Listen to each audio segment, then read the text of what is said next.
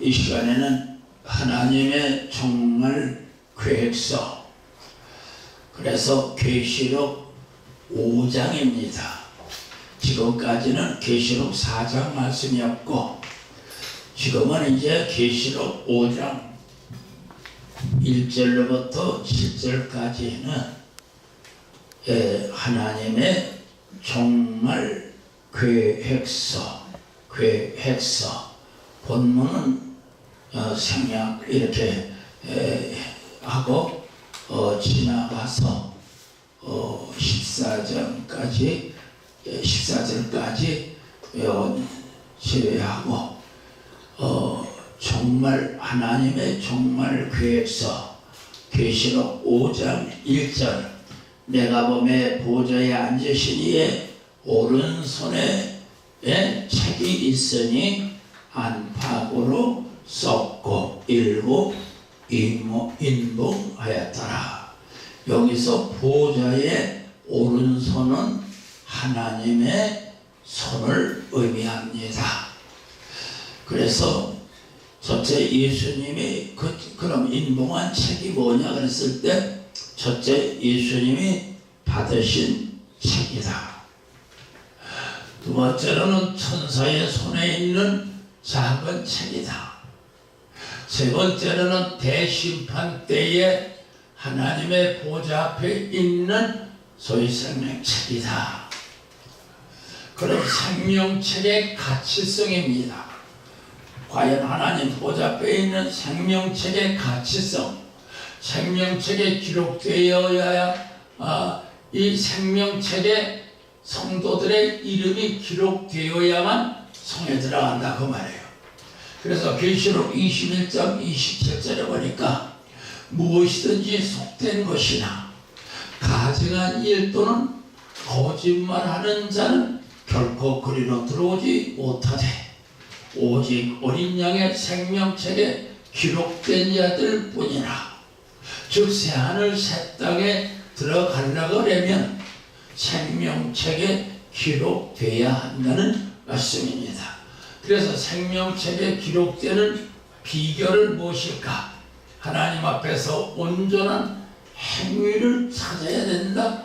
계시록 3장 1절부터 5절까지 소위 4대 교회 온전한 행위를 찾으면 생명책에 기록되고, 그 온전한 행위를 기록되지 찾지 못하면 그러면 생명책에서 지워버린다. 지워버린다 그랬어요. 그래서 계시록 3장 5절에 이기는 자는 이와 같이 흰옷을 입을 것이요 내가 그 이름을 생명책에서 반드시 흐리지 아니하고 그 이름을 아버지 앞과 천사들 앞에서 시인하리라. 그래서 하나님 보좌 오른손에 있는 소위 일곱 인봉한 책은 바로 생명책과 같다. 그런 말씀입니다. 다음에 그러면 책은 하나님의 작은 책은 하나님의 종말 계획서인데, 보좌의 오른손에 있는 책은 하나님의 종말 계획, 즉 하나님이 앞으로 장차될 일을 기록해서 인봉하는 책이란 말이에요. 그래서 다가올 환난이나 심판이나 구원의 모든 일을 하나님이 철저한 계획 안에서 진행된다. 그렇죠. 하나님의 계획된 모든 내용을 인봉했다가 예수님 앞에 드리니까, 예수님이 받으니까, 그러니까 하나님의 모든 철저한 그 계획이 그게 들어있는 종말 계획, 다가올 환난이나 심판이나 구원의 모든 일은 하나님이 철저한 계획 안에 진행되는 것이다. 즉 특별히 재림주의 5대 사역, 계시록 1장 12절부터 16절까지 보면 재림주, 대제사장, 왕으로, 신랑으로, 대심판주로 이렇게 오신다는 거, 이런 과정을 통해서 오신다는 거, 그게 인봉된 책이에요. 거기서 속말 계획서는 예수님에 의하여 진행됐다. 하나님의 모든 그 계획 안에서 예수님은 그 계획된 책 안에서 모든 일을 진행하셨다. 그래서 그 내용이 주로 뭐냐 그러면 7인봉 계획서, 7나팔 환란, 7대적 재앙, 다시 말하면 7인봉 계시난, 하나님의 종말 계획서 공개, 요한을 하늘로 올라오라 해서 요한 공개, 7나팔 환란은 지상 환란과 부활 휴거에 대해서, 7대접이죠. 7대접 재앙은 배도자들을 보응 심판하시는 그런 내용. 그러면 보좌 우편에 계신 예수님이다. 보좌 우편에 계신 예수님이다. 내가 또 보니 보좌와 네 생물과 장로들 사이에 어린 양이 섰는데 일찍 죽임을 당한 것 같더라. 그러면 확실하게 그분이 누구냐면 예수님이라는 것을, 재림주 오실 예수님이라는 걸 그걸 알 수가 있죠. 마태복음 26장 64절에 이후에 인자가 전능의 우편에 앉은 것을 보리라. 사도 바울이 보좌 우편에 계신 예수님을 봤고, 로마 8장 34절에서 그는 하나님의 우편에 계신 자요, 골로새 3장 1절에서 거기는 그리스도께서 하나님 우편에 앉으셨다고 그랬어. 베드로도 보니까 베드로전서 3장 22절에 저는 하늘에 오르사 하나님 우편에 계시고, 히브리서 보니까 히브리 8장 1절에 하나님의 보좌 우편에, 히브리 12장 2절에는 하나님 보좌 우편에, 히브리서 10장 12절에는 오직 그리스도는 하나님의 우편에 계시더라 그 말이에요. 그 다음에 스테바니가 보니까 계시록 사도행전 7장 56절에 하늘이 열리고 인자가 하나님의 우편에 계신 것을 사도 요한이 보았다고 마지막 죽어가면서 증언을 했습니다. 그렇다면 어린 양이 이제 하나님 오른손에 있는 7인봉한 책을 8번에 보니까 어린 양이 전권 인수하셨다. 그러면 예수님이 전권 인수하신 계시록 5장 7절에 어린 양이 나와서 보좌에 앉으신 이의 오른손에 책을 취하시다. 그러니까 하나님 오른손에 있는 책을 예수님이 가셔서 받으셨다. 이걸 가르쳐 뭐라고 그러냐면 하나님이 예수님에게 그 계획, 모든 계획, 7인봉된 책의 그 계획된 내용을 전권 모든 걸 다 전권을 예수님에게 맡기셨다. 그게 전권 인수다. 그렇게 말하는 거죠.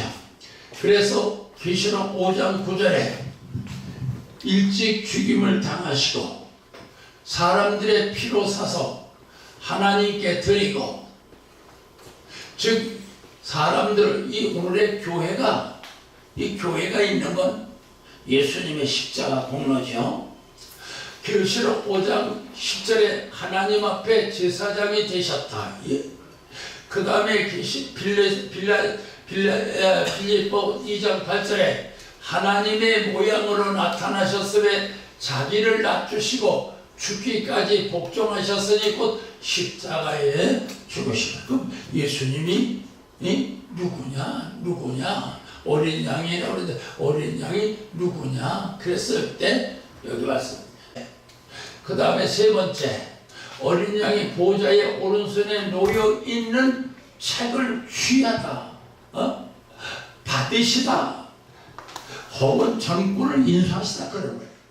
그랬더니 그 손을 책을 취하시는 걸 보고 네 번째 24 장로가 새 노래를 부르고 다섯 번째 만만이요 천천의 천사가 노래를 부르고 그 다음에 여섯 번째 만물들이 찬송과 존귀와 영광을 돌릴지어다. 그러니까 4장에서는 하나님 앞에 경배와 찬양과 영광과 거룩함을 드렸는데 계시록 5장에 딱 1절에 가보니까 하나님 오른손에 있는 이 7인봉한 책을 예수님이 취하시니까 전권 인수하시니까 그 다음에 24 장로와 그 다음에 네 생명들과 그리고 천천만만의 천사들과 만물들이 모든 만물들이 그 다음에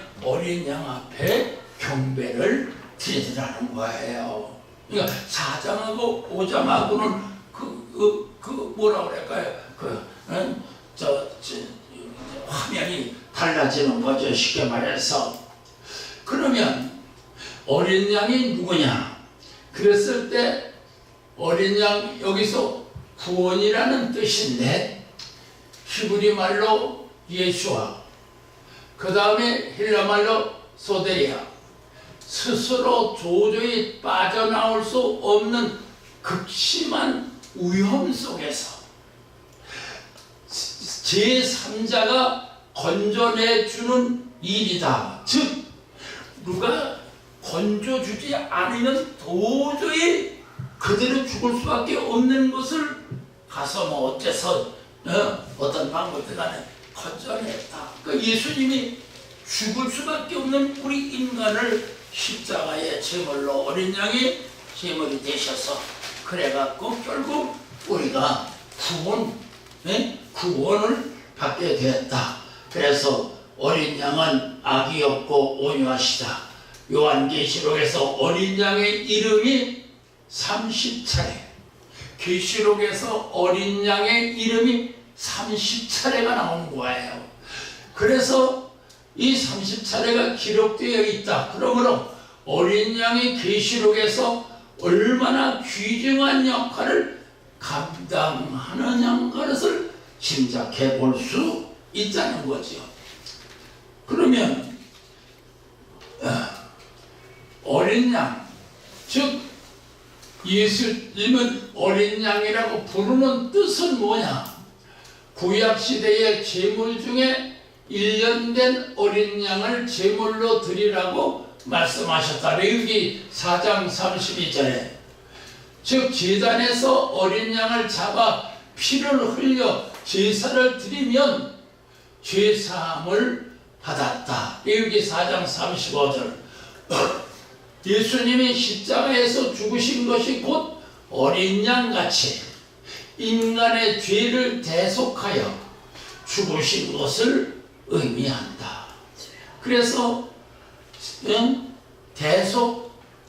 쉽게 말하면 인간이 죽어야 죄인으로 말미암아 죽어야 마땅하지만은 예수님께서 어린 양 구약 시대에 어린 양의 대신 죽음을 당하는 것처럼 예수님께서 그래서 예수님이 십자가 위에서 다 이루었다.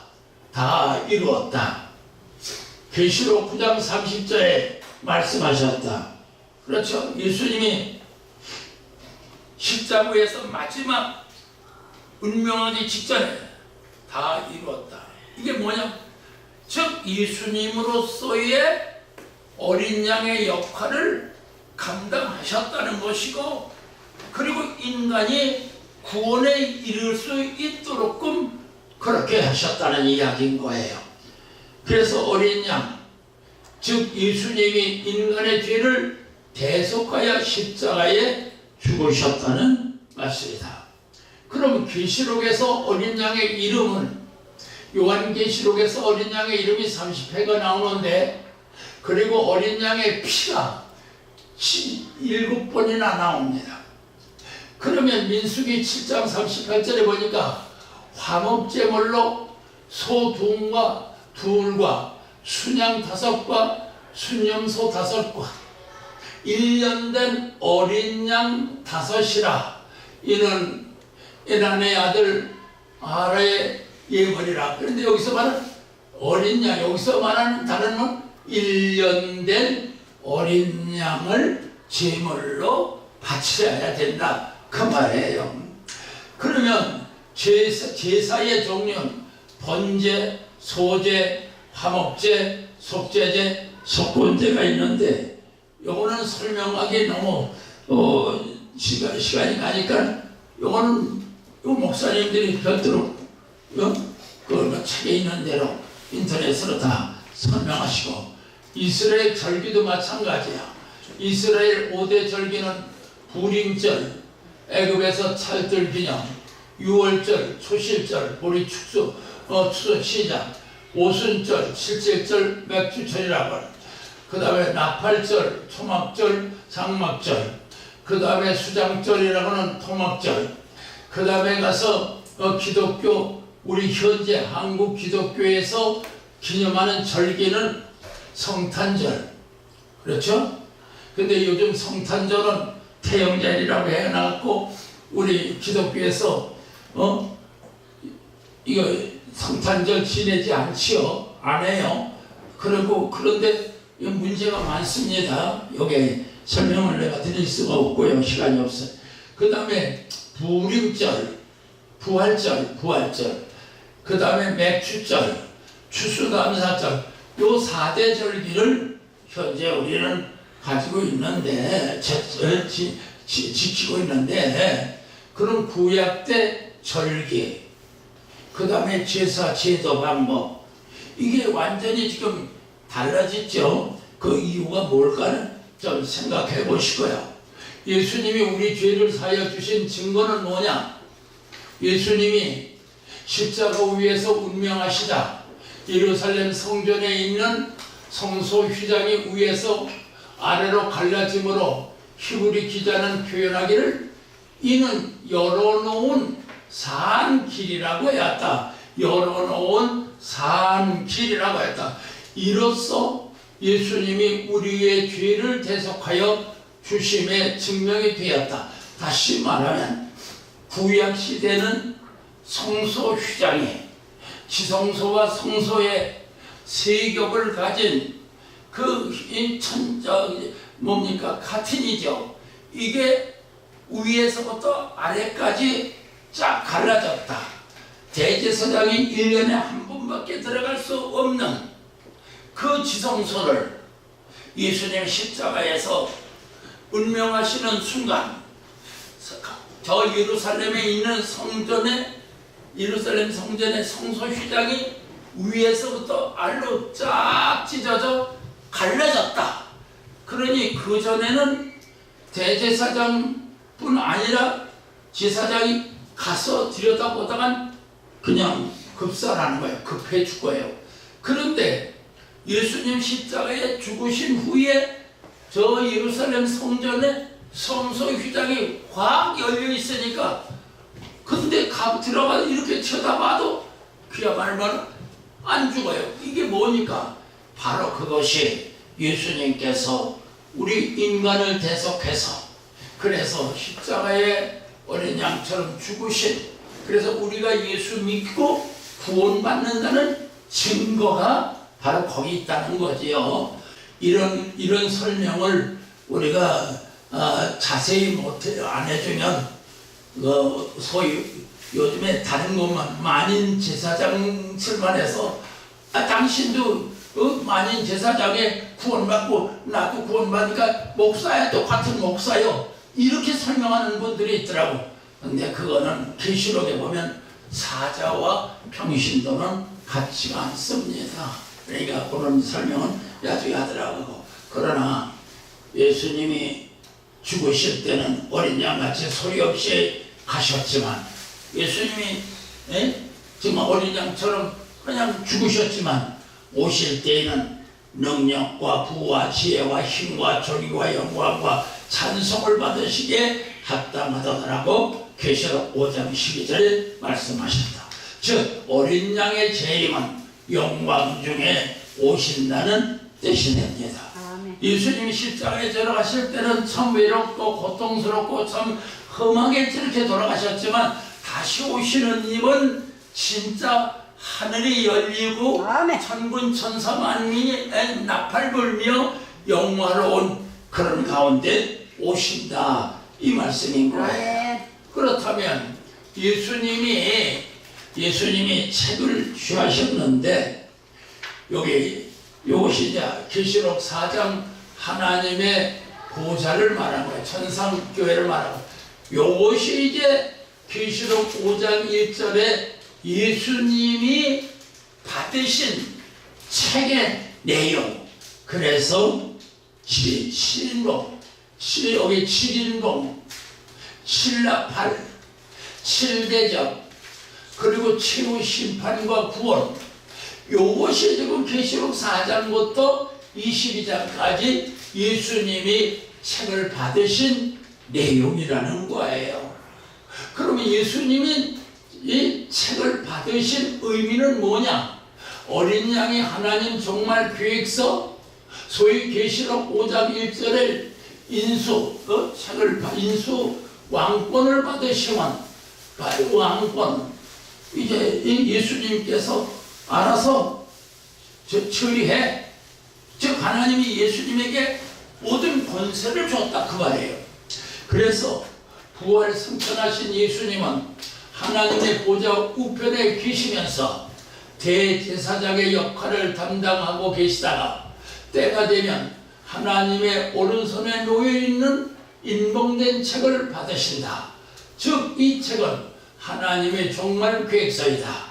어린 양은 이 인봉된 책에 기록되어 있는 내용대로 환난과 재앙을 진행하게 되신다. 그리고 성도들의 구원과 악인의 심판에 대하여 주관하고 즉 심판하시고 구원하신다. 그런 뜻이에요. 그러면 계시록 5장 10절에 저희가 땅에서 왕노릇 하시리라. 계시록 11장 15절에 세상 나라가 우리 주와 그리스도의 나라가 되어 그가 세세토록 왕노릇 하시리라. 예수님이 인봉된 책을 받으시면 하나님의 정권을 인수하심을 의미한다. 요한복음 3장 35절에 아버지께서 아들을 사랑하사 만물을 다 그 손에 주셨으니 즉 심판과 구원에 관한 모든 것을 예수님이 주관하심을 의미한다. 아멘. 그 예가 7인을 떼시는 것이다. 즉 계시록 6장 1절부터 7인봉한 책을 예수님께서 떼시게 되지요. 그래서 여기 있는 말씀대로 바로 예수님이 받으신 일봉된 책의 내용을 요건 이 말씀을 드렸고요. 그 다음에 인봉된 책의 내용은 뭐냐? 장차될 일인데 여기서 요거는 좀 기념해 주시기 바랍니다. 첫째, 7인봉한 7인봉 계시의 내용은 계시록 6장 7장인데 이것은 어린 양의 인봉을 띄신다는 뜻이에요. 그러니까 사도 요한의 다음에 가서 자세한 설명을 드리겠습니다만은 사도 요한이 공중에서 인류 올라오라 해서 계시록 4장 1절에 하늘로 올라갔어요. 올라가서 천국을 이렇게 다 돌아가면서 구경하는 거죠. 그런데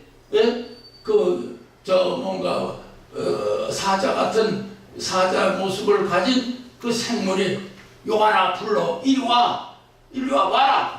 그랬더니 예수님께서 이를 띄시더라. 그래서 이 공개입니다. 공개. 여기서 충격을 받으실 겁니다. 7인봉은 땅에서 일어나는 일이 아닌 하나님께서 즉 예수님께서 주의 종들에게 앞으로 교회에 일어날 그 일을 즉 요한에게 공개하시는 거예요. 그리고 요한이 가서 모든 7교회 사자들에게 보이라는 거예요. 여기서 7인봉은 땅에 있는 대환란이라고 재앙이라고 이렇게 말씀을 하신 그 그게 아니고 생각해보면 나중에 설명드리겠습니다만은 단 요것만은 요한이 하늘로 올라가서 하늘나라를 더 보니까 보좌가 있고 24장로 위에 생물이 이렇게 쭉 있어. 그런데 그 하나님 보좌편에 있는 오른쪽에 책이 있더란 말이에요. 이 책을 예수님이 받으시더라는 거예요. 요한이 보니까 예수님이 하나님 오른손에 책을 받으시더라는 거예요. 그래서 그 받은 것을 그 다음에 가서 계시록 6장 1절에 가보니까는 예수님께서 이를 띄시려고 하니까 봐야 될 거 아니야. 그러니까 사자 같은 생물이 요한아 이리 와봐라. 지금 예수님이 이를 띄신다. 그래서 가보니까 인을 띄시는데 첫째 흰말 붉은말 이렇게 나온단 말이야. 그것이 땅의 일이냐 아니면 땅에서 일어나는 일이냐 하늘의 일이냐 이걸 한번 생각을 해보시기 바랍니다. 둘째 나팔레. 이건 환란이에요. 지상 환란이에요. 어린 양이 이렇게 공개한 것을 이제 지상에 환란이 진행돼. 이게 지금 진행되는 거예요. 예? 요건 계획, 공개, 요거는 환란 진행, 그리고 요 공중재림, 그 다음에 일곱 대적 재앙, 계시록 15장과 16장, 이건 봉의 재앙, 요 결과, 그러니까 계획, 진행, 결과. 이렇게 해서 계시록 4장부터 쉽게 말하면 18장까지가 이렇게 쭉 연결된 거예요. 그러니까 7인봉, 7나팔, 7대접, 이것은 하나님의 계획을 계획의 계획, 그 다음에 일곱 나팔, 땅에 있어 일어날 환란밖에 대한 진행, 그리고 요 결과, 일곱 대접은 환란에서 떨어진 배도자들에 대한 결과, 이것이 18장까지 간다 그 말이에요. 그 다음에 가서 이제 음료와 바벨론의 심판, 어린 양 잔치와 지상강림, 천년왕국과 대심판, 새하늘 새 땅, 새 예루살렘 성, 천국의 생활과 재림의 약속, 이것이 지금 어린 양의 책에 들어있는 내용이란 말이에요. 그러면 하나님의 오른손에 놓인 책, 어린 양이 일곱 인봉된 책은 띄실 책이다.